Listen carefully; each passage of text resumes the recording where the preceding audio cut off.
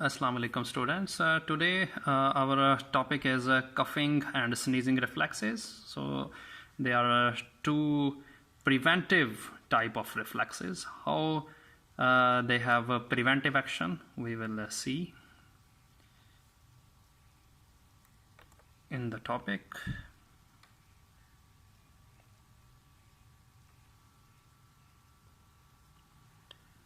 So the cough reflex.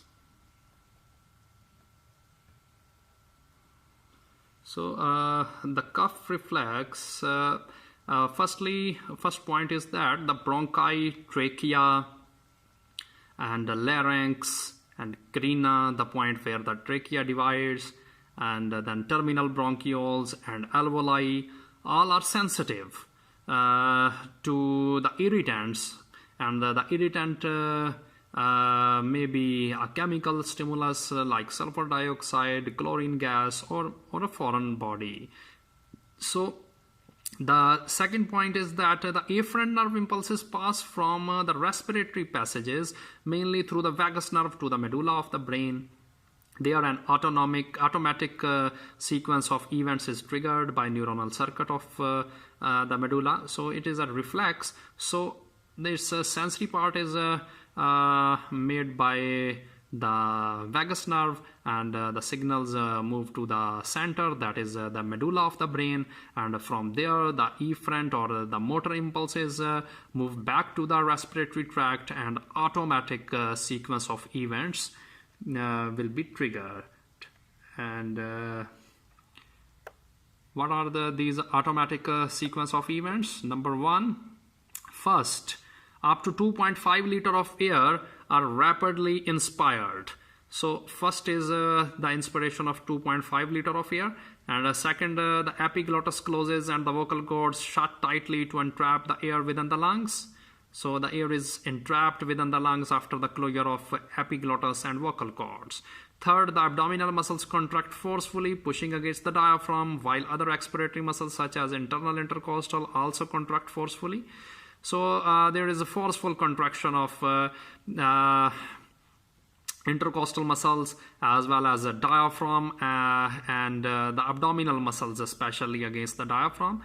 So consequently, the pressure in the lungs rises rapidly to as much as 100 millimeter of mercury or more. So when on the upper side, epiglottis and vocal cords are closed, and the external pressure is applied by the abdominal muscles and external intercostals and internal intercostals as well. So these muscles, when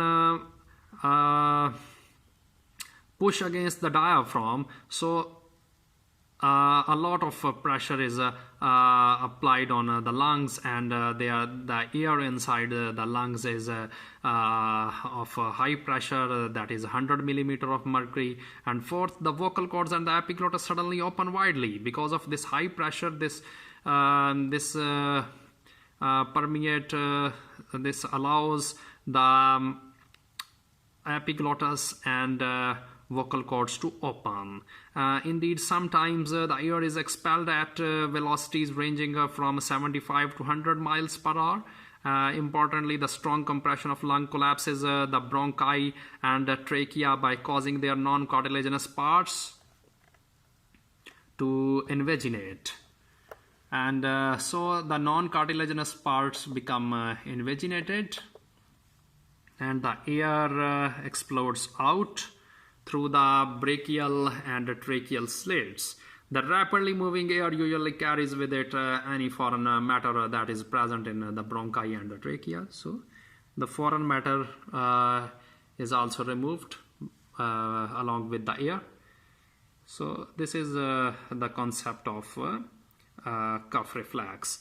And likewise, the sneezing reflex is also same like the cough reflex, but here the differences are that firstly it applies to the nasal passageways instead to the lower respiratory passages like cough reflex, and the initiating stimulus of the sneezing reflex is irritation in the nasal passageways.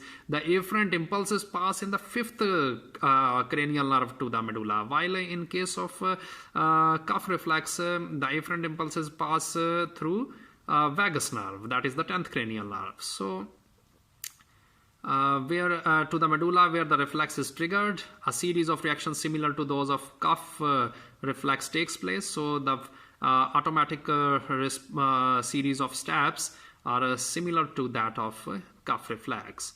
However, the uvula is depressed so that the large amount of air pass rapidly through the nose. So uvula is depressed so that the air moves through the nose, and thus helping to clear the nasal passageways of foreign material. So this time the foreign material and the mucus moves out through the nasal passages because it is a sneezing reflex. So you can see in both type of reflexes, either it is a cough reflex or a sneezing reflex, that they are protective reflexes because they provide protection against the foreign material inside the nasal passages or inside the respiratory tract. So both of these are protective reflexes. And you should also know about the normal respiratory functions of nose, because in the next lecture we will discuss about the